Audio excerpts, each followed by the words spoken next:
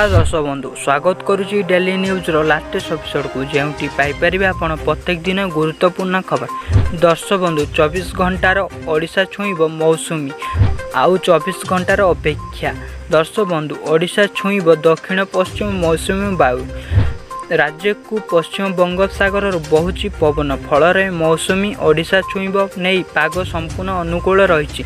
तेबे राज्य में अधिकांश जिला जारी रही प्राक मौसुमी वर्षा। बालेश्वर भद्रक मयूरभंज अनुगुल केन्दुझर गंजाम गजपति जाजपुर नयागड़ा नुआपड़ा किछि स्थान रे सामान्य मध्यम धरणर वर्षा हेउछि।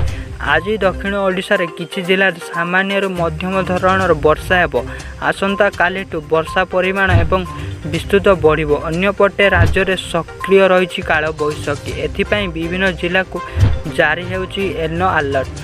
सेपटे अभ्यंतरण ओडिशा रे किछि जिले में तापमात्रा एबे भी 40 डिग्री उपर रहुछि। आसंता 2 दिन मध्य तापमात्रा स्वाभाविक ठारू 3 ରୁ 4 डिग्री कमिबो बोली पुनर्बान करछि आंचलिक पाणीपाग विभाग केन्द्र। आज ये छोटिया अपडेट जदि आपको भल लगे निश्चय गोटे लाइक करी चैनल को सब्सक्राइब करने।